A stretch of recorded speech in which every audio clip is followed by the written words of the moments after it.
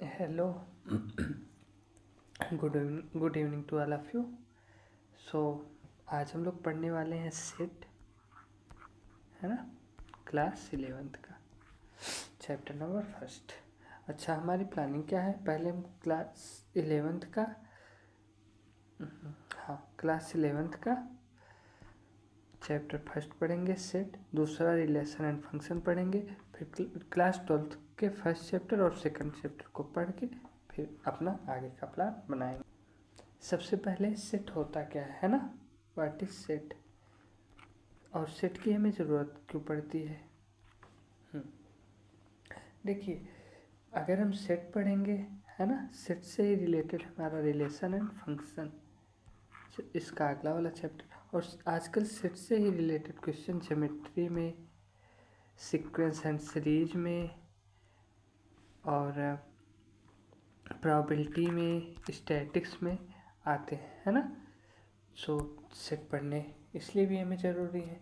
और इसको सबसे पहले डिस्कवर्ड किसने किया था? एक जर्मन मैथमेटिशियन थे जिनका नाम क्या था? George right. First of all ये डिस्कवर्ड किया गया था German mathematician George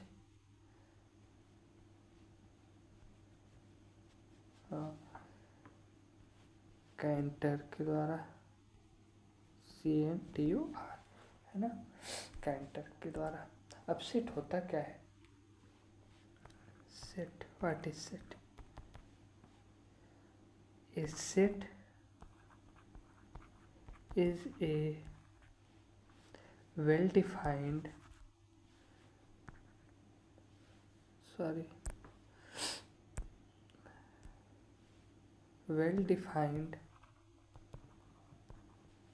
collection of objects, ठीक है। A set is a well-defined collection of objects means जो सेट है वो किसी भी ऑब्जेक्ट को अच्छे तरीके से कलेक्ट करने का एक तरीका है ना। जैसे हम लिखते हैं, जैसे आठ नंबर्स लेस देन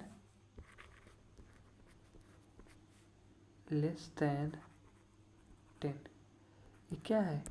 आठ नंबर लेस देन 10, ये ग्रुप है ना नंबर का, उसमें कौन कौन आएंगे? 1 2, ओ सॉरी, इतनी भारी मिस्टेक कैसे कर सकते हैं?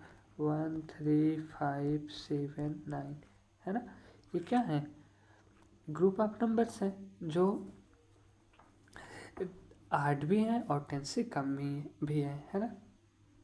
और दूसरा एग्जाम्पल ले सकते हैं रिवर ऑफ इंडिया। तीसरा वावेल इन इंग्लिश अल्फ़ाबेट, 5 ही है ना हमारे पास, A E I O U, ये हमें क्या कहलाएगा?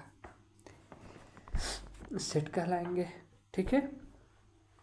प्राइम नंबर्स का ग्रुप हो गया, इवन नंबर का ग्रुप हो गया, सारे हमारे सेट्स कहलाएंगे, ठीक।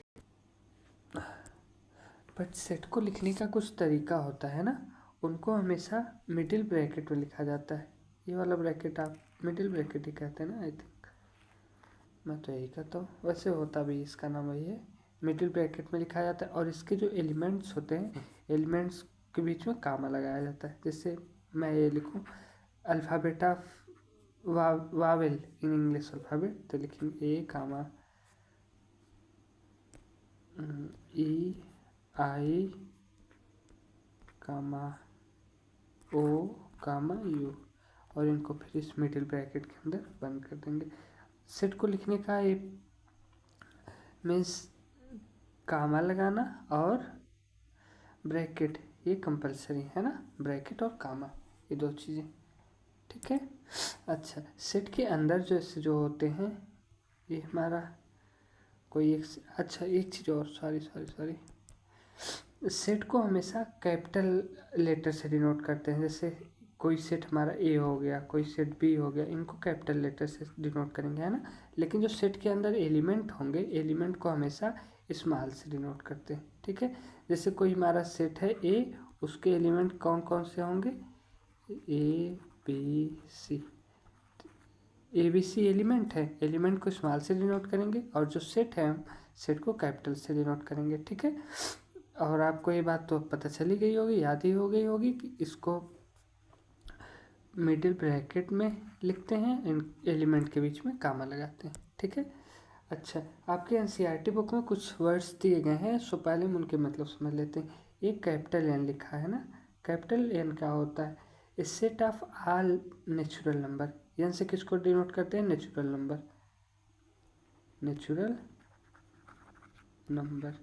नेचुरल नंबर आप लोग जानते हैं ना, हमने पिछली वीडियो जो बताया था कौन होते हैं? Counting number are known as natural number, 1 2 3 4 5 dot dot infinite तक। नेचुरल नंबर के बाद कौन आते हैं? Whole numbers. होल नंबर यानी इसको W से रिप्रेजेंट करते हैं, ये 0 टू इनफाइनाइट।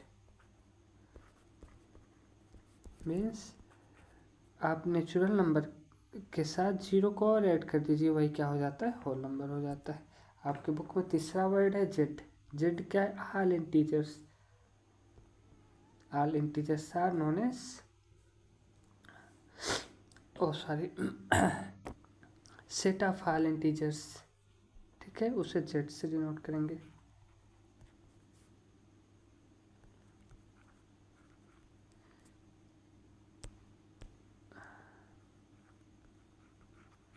ठीक, और जेड प्लस से पॉजिटिव इंटीजर्स नंबर, जैसे 1 हो गया, 2 हो गए, 3 हो गए, डॉट डॉट, ठीक है।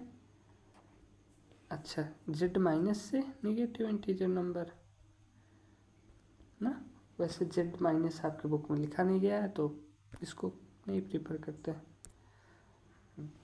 उसके बाद होता है आर। आर का मतलब रियल नंबर। रियल नंबर कौन होते हैं? जितने भी नंबर होते हैं, चाहे वो रेशनल हो, रेशनल नंबर हो या इरेशनल हो, सारे किसके बीच में सारे कहाँ आते हैं? रियल नंबर के अंदर आते हैं, ठीक है, समझ आया? हाँ, और एक क्यू होता है, क्यू से रेशनल नंबर को डिनोट करते हैं। क्यू से किसको डिनोट करते हैं? रेशनल नंबर को, ओके। और क्यू प्लस से पॉजिटिव रेशनल नंबर को, बस इतने ही हैं। अब आगे देखिए, जो सेट है, सेट को रिप्रेजेंट करने के दो तरीके होते हैं हमारे पास। एक रोस्टर फॉर्म, रोस्टर फॉर्म, दूसरा set builder form, set builder, set builder form. अच्छा, इन दोनों में अंतर क्या है? इन दोनों में बस अंतर इतना है कि रोस्टर फॉर्म को जब हम लिखेंगे, जितने एलिमेंट उसके अंदर आते हैं पूरे को लिख भी सकते हैं, नहीं भी लिख सकते हैं, उसमें से कुछ को ड्रॉप भी कर सकते हैं। लेकिन जो सेट बिल्डर फॉर्म को लिखेंगे तो जितने भी एलिमेंट उसके अंदर आते हैं हमें सबको लिखना पड़ेगा। जैसे मान लीजिए मैं ऐसे लिख दूँ AEOU और लिख दूँ क्या कहते हैं, set of vowels in English alphabet, है ना। ये रोस्टर फॉर्म में तो ठीक है, बट ये सेट बिल्डर फॉर्म में ठीक नहीं होगा। क्यों? क्योंकि सेट बिल्डर फॉर्म में AEIOU सब होने चाहिए। मीन्स जितने भी एलिमेंट आते हैं उसके अंदर सबको लेना पड़ेगा सेट बिल्डर फॉर्म में, जबकि रोस्टर फॉर्म में ऐसा ज़रूरी नहीं, हम किसी को छोड़ भी सकते हैं, ठीक है। और सेट का एक प्रॉपर्टी और है, इसमें मान लीजिए मैं स्कूल वर्ड्स, स्कूल में कितने लेटर्स हैं इनका मैं सेट बना रहा हूँ, है ना। तो इसमें क्या क्या है, इनके एलिमेंट्स का सेट बना रहा हूँ। SCHO 2 टाइम्स है, रिपीटिशन नॉट अलाउड, ठीक है, रिपीटिशन नॉट अलाउड। और इनके आर्डर भी मैटर नहीं करते, जैसे इसको हम लिख सकते हैं HCSOL, ऐसा भी लिख दें फिर भी चलेगा। मीन्स पहली बात रिपीटिशन नॉट अलाउड, दूसरा आर्डर मैटर नहीं करता, ठीक है।